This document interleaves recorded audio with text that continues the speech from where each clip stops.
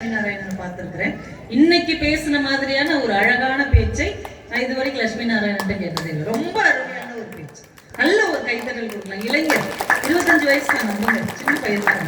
இப்பதான் படிச்சு முடிச்சுட்டு ஃபீல்டுக்கு வந்திருக்கிறார். 2-3 வருஷமா தான் பட்டிமன்ற ஃபீல்டுக்கு வந்திருக்கிறார். வந்த உடனே எல்லா நடுவர்களுடையும் பேசக்கூடிய எல்லா பேச்சாளர்களுடையும் ஒரு நல்ல நட்பு பாராட்டக்கூடிய ஒரு நல்ல தம்பி என்கின்ற பெயரை அவர் வாங்கியிருக்கிறார். அது ரொம்ப முக்கியம். நல்ல பேச்சாளராக இருக்கிறவங்கிறதுலாம் வேறங்க. நல்ல மனிதனாக, நல்ல அன்புக்கு உரியவர்களாக சக மனிதர்களிடம் பேர் வாங்கணும். அதுதான் முக்கியம். அப்படி ஒரு நல்ல அடுத்த தலைமுறையின் அடையாளமாக இன்னைக்கு லட்சுமி நாராயணன் திகழ்ந்து கொண்டிருக்கிறார் என்பதற்காகவே அந்த பிள்ளை இன்னும் நல்ல மிகப்பெரிய உயரங்களுக்கு செல்ல வேண்டும். நவரசமாக மட்டும் இல்லாமல் புலிரசமும் வைக்க தெரிந்த ஒரு நல்ல மனைவி அவருக்கு அமைய வேண்டும். நம்ம எல்லாரும் சேர்ந்து அவர் திருமணத்துக்கு போய் வாழ்த்த வேண்டும் என்று வாழ்த்தி இந்த புது வருஷம் அவருக்கு இன்னும் மிகப்பெரிய வெற்றிகளை தர வேண்டும் என்று சொல்லி, இளைஞர்கள் இப்படிதாங்க இருக்கணும், உற்சாகமா இருக்கணும். கொஞ்சம் கூட ஒரு தொய்வு, ஒரு சோர்வு, ஒரு பதட்டம் இல்ல. ஒரு சில விஷயம் தவறா இருக்கா, ரைட், அடுத்தடுத்து போயிட்டே இரு. அடுத்த தலைமுறையின் ஒரு அழகான அடையாளம் பாக்குறதுக்கு ரொம்ப நல்லா இருந்தது. நல்லா என்ஜாயபிளான ஒரு பேச்சு, அதுல ஒரு கருத்து, அதுல ஒரு கவிதை, அதுல ஒரு ஜோக்கு, அழகான பாட்டு. நல்லா வருவீங்க தம்பி, வாழ்த்துக்கள், சூப்பர். எல்லாருமே நல்லா என்ஜாய் பண்ணு. நிறைய விஷயம் அவர் சொன்னார். வீட்டுக்குள்ள இருக்கும்போது மோகன்லால் கரம்சந்த் தான் அவர் பேரு. ஆனா இங்க வெளியில வந்ததுக்கு அப்புறம் தான் அவர் மகாத்மா காந்தின்னு மாறுறார். வீட்டுக்குள்ள இருக்கும்போது அந்த இளைஞனுக்கு பேர் என்ன? சித்தார்த்தன். வெளியில வந்ததுக்கு அப்புறம் புத்தன் என்கின்ற ஒரு மிகப்பெரிய சமயத்தையே தோற்றுவிக்க அவரால் முடிஞ்சது. வீட்டுக்குள்ள இருக்கிற வரைக்கும் அவர் வெறும் நரேந்திரன்.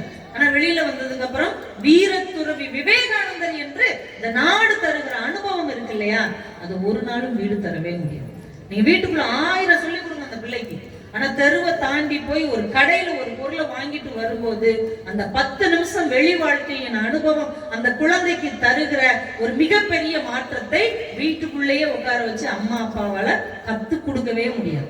அதனாலதான் நம்ம பள்ளிக்கூடத்துக்கு அனுப்புறோம். இதே பாடத்தை நம்ம டிஸ்டன்ஸ் எஜுகேஷன்ல படிக்க முடியும்ல, வீட்டுக்கே ஒரு டியூஷன் டீச்சரை கூப்பிட்டு வந்து இதே பாடங்களை படிக்க வைக்க முடியும். ஏன் பள்ளிக்கூடத்துக்கு அனுப்புறோம்? பல்வேறு விதமான சூழல்ல உள்ள பிள்ளைங்க வருவாங்க. ஒரு ஏழை பிள்ளை வரும், ஒரு பணக்கார வீட்டு பிள்ளை வரும், ஒரு சாதாரண முதல் தலைமுறை பிள்ளை வரும். சாதி சமயம் எல்லாம் கடந்து மனிதர்கள் ஒற்றுமையாக வாழ வேண்டும் என்பதற்காகத்தான் பள்ளிக்கூடம் என்கின்ற இடத்திலே எல்லா குழந்தைகளையும் கொண்டு போய் விடுகிறோம் என்றால் நாடு தருகிற அனுபவத்தை யாராலையும் தர முடியாதுன்னு ரொம்ப அழகா சொன்னார். புத்தர் ஒரு நாள் அவருடைய சீடருக்கு ஒரு நல்ல போர்வை ஒன்று கொடுத்திருக்கிறார். கொடுத்துட்டு அவர் ஒரு தனியா ஒரு ஊர்ல ஒரு ஓரமா அந்த சீடர் வாழ்றார், எல்லாருக்கும் போதனை செஞ்சுக்கிட்டு. ஒரு 4-5 வருஷம் கழிச்சு திரும்ப புத்தர் அதே ஊருக்கு வரும்போது இந்த சீடனை பார்த்துட்டு போவோம்ட்டு ஒரு இரவு நேரத்துல அவனோட உட்காந்து பேசிட்டு இருக்கிறாரு. ஒரு விளக்கை எரிய வச்சு அந்த ஒளியில உட்காந்து பேசிட்டு இருக்காங்க. சீடன் ஒரு புது போர்வை போட்டி இருக்கான். நான் உனக்கு ஒரு போர்வை கொடுத்தேன்ல, அது என்னாச்சு? அது ரொம்ப பழசாயிருச்சு, 4-5 வருஷம் ஆச்சுல. பழசாயிருச்சு. ஆமா, அதை என்ன செஞ்ச அப்படின்னா, அதை ஏற்கனவே உள்ள திரைச்சியில ஒரு மாதிரி ஆயிடுச்சு, அதனால அதை கிழிச்சு திரையா போட்டுட்டேன். ஏற்கனவே இருந்த திரையை என்ன செஞ்ச அப்படின்னா, நான் ஏற்கனவே படுத்திருந்தேன்ல, அந்த கட்டில்ல ஒரு போர்வை போட்டிருந்தேன், அது ரொம்ப நஞ்சு போச்சு, அதனால அந்த பழைய திரைச்சியிலேயே அந்த கட்டில்ல போர்வையா போட்டுட்டேன். சரி, ஏற்கனவே இருந்த அந்த கட்டில்ல நஞ்சு போன போர்வை என்ன செஞ்சேன்? அதை நான் இந்த ஜன்னலுக்கெல்லாம் உரையா போட்டுட்டேன். சரி, ஏற்கனவே இருந்த ஜன்னல் உரை என்ன செஞ்சேன்? அது ரொம்ப ஒரு மாதிரி போனதுனால அது நல்ல பகுதியை மட்டும் வெட்டி மிதியடியா வச்சுக்கிட்டேன். ஏற்கனவே இருந்த மிதியடி என்ன செஞ்ச அப்படின்னா, ஏற்கனவே இருந்த மிதியடி ரொம்ப மோசமா இருந்தது, அதனால அதை சின்ன சின்னதா கட் பண்ணி இந்த சமைக்கும் போது பயன்படுத்துற பிடித்துணியா வச்சுக்கிட்டேன். ஏற்கனவே இருந்த பிடித்துணி என்ன செஞ்சேன்? அது ரொம்ப நஞ்சு நூலா போயிடுச்சு, அதைத்தான் திரியாக்கி விளக்கு போட்டிருக்கேன், அந்த வெளிச்சத்துலதான் பேசிக்கிட்டு இருக்கோம் அப்படின்னா. சொல்றோம்ல, ஒரு குரு வாழ்க்கையை எவ்வளவு நளினமாக அழகாக கற்றுக் கொடுக்கிறார், அதை ஒரு சீடன் எப்படி கத்துக்கிறான் பாருங்க. கடைசி படுக்கையில் புத்தர் இருக்கிறார், லாஸ்ட் சாக போறார். பக்கத்துல இருக்கிற சீடர்கள் அழுகுறாங்க. ஆனந்தன் ஒரு சீடன் அவருக்கு ரொம்ப நெருக்கமானவன். ஏங்கி அழுறான். நீங்க இவ்வளவு நாள் எங்களுக்கு விளக்காக இருந்தீர்கள், வெளிச்சமாக இருந்தீர்கள், நாங்க நல்ல பிரைட்டா இருந்தோம், நீங்க இல்லைன்னா நாங்க என்ன ஆகும்? புத்தரின் கடைசி வார்த்தை, அப்போ தீபோ பவ, உனக்கு நீயே விளக்காக இரு. இன்னொருத்த உன்னை ஏத்தணும்னு நினைக்காத.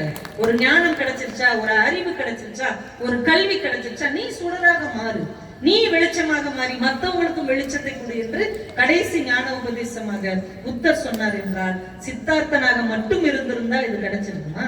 எவ்வளவு பெரிய வெளிச்சத்தை உலகுக்கே கொடுத்தார். இவ்வளவு விஷயங்கள் அந்த பையன் ரொம்ப அருமையா பதிவு பண்ணியிருக்கிறார். லட்சுமி நாராயணனுக்கு ஒரு பெரிய பாராட்டுகளை கைத்தட்டல் அதை தந்து இப்போது நாஞ்சில் நாட்டு சின்ன குயில் மலர் விழி அவர்கள் கொஞ்சம் தொண்டை சரியில்லாவிட்டாலும் முயற்சி செய்து பேசுவார் என்று சொல்லி நல்ல ஒரு உற்சாகமா கைதட்டல் கொடுங்க. வேகமா நிகழ்ச்சியை நிறைவு செஞ்சது.